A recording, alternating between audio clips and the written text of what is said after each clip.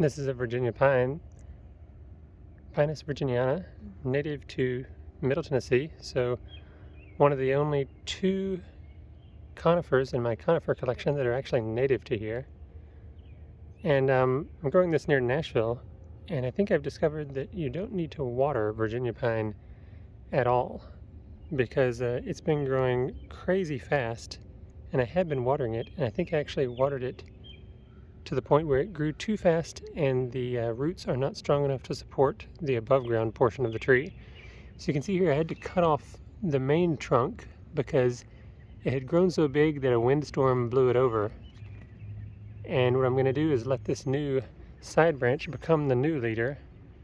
There's another piece that I chopped, and this little one is going to take over and become the new top of the tree. So two things I'm going to do is not water it much or at all, and the other thing is watch for excessive growth and maybe do some preventive pruning here and there to slow down the growth rate just a little bit. And this is something I saw with Arizona cypress. That's a desert dwelling tree, and I watered it as well, and it grew insanely fast, and I thought I was some sort of tree growing genius until the first ice storm hit, and practically all of them were knocked down to the ground by the ice or bent in half to where I had to do severe pruning. And of course the end of the story with Arizona cypress was that the next year it got down to -4 and killed them all anyway. So unlike that plant or tree, the Virginia pine does just fine in extreme cold, so you should definitely grow it.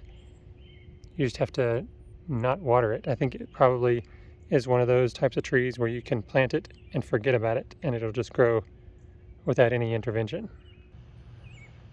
Here's another Virginia pine, and you can see it has a very open branching structure, and I think this one also got too much water, so I did some preventive pruning on it here. I took out the tops of most branches and the top of the tree right there, and I'm going to let this one new branch right here become the new vertical leader.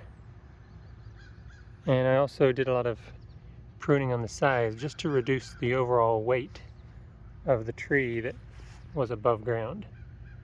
And that's also going to mean it's a little bit less affected by wind, and that will give it the chance to grow more roots without putting on more topside growth. And I may even come back and trim some of this small growth at the ends just to slow it down a little bit further. Haven't decided, but I think I learned my lesson. Not too much water on the Virginia pine, but also I'm very impressed by their growth rate.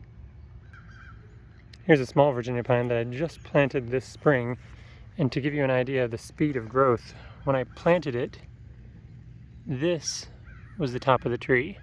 It had one vertical leader and two side branches, three side branches I think, but this was the top right here starting the spring, and looks like we have 1, 2, 3, we're starting the 4th push of growth, and each one of those nodes where the branches come off is an individual push of growth. So it's put on 4 pushes of growth, it looks like. Maybe it was here, I don't know, maybe it's only done 3. Maybe it was here at the beginning of the year. I think it was there actually, so I think it's only done 3 pushes of growth, but still very impressive. It went from being about 1 foot tall to pushing 3 feet now. And that is with water, and I don't feel bad about watering this one because it's the first year in the ground. So just to let you know, you can get some early quick success with Virginia pine.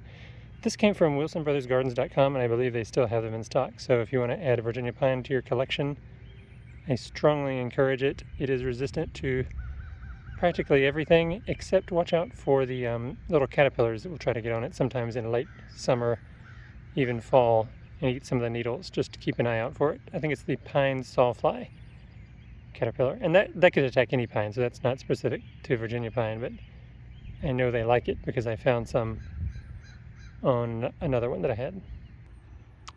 Okay, this is a massive Virginia pine, maybe 1 year older than the other ones, maybe about the same age, but for whatever reason this one seems to have stronger roots because it hasn't really suffered from wind damage so far. But I'm going to err on the side of caution and do a little preventive pruning here to just reduce the size of this tree above ground and give the roots a little more time to catch up. Let me show you how we're going to do that. Okay, first off, I'm looking at this side branch over here, and you can see how this branch is kind of coming off at an angle and then turning a little bit vertical here. I don't like that, so I'm probably going to pick a spot right where it starts to turn vertical above one of the branch nodes and trim that. And that's going to keep that as a horizontal side branch. Okay, next I'm looking at the branching here, and you can see on the left there's a branch that definitely is angling up more, sharper angle to the vertical, and if you look up a little bit higher here, you can see that it actually turns completely vertical. We don't want that at all. We only want one vertical leader. So I'm going to try to get in here with the pruning shears, and make sure you can see that, just above the node, and give that a cut. There you go. That just came off. And I think it's already looking better. But once again, I'm on the watch out for verticals, and there's one on the back there. Has also gone vertical. You can see on the left again. This is my main leader in the middle here. So this left one here in this spot has got to go. Okay. Down to one vertical here. And on the right side, it does turn a little bit vertical, but I want to maintain some balance. So I may probably just trim the middle out of this one.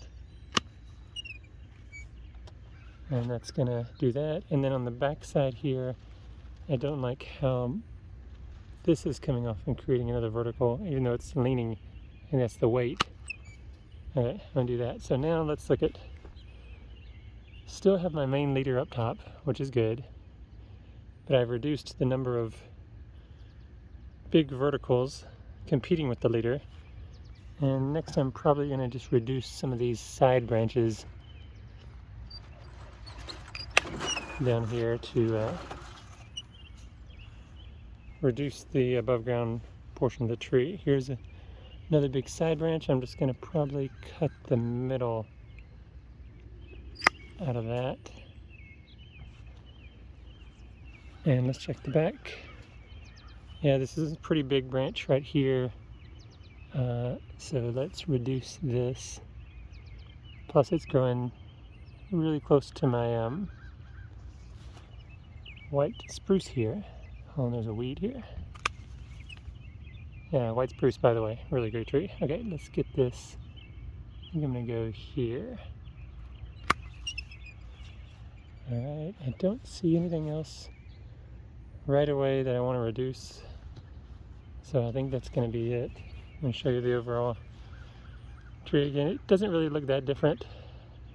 And I didn't lower the overall vertical height at all, but I reduced some of the above ground mass of it, and hopefully that will keep it from being blown over in a windstorm.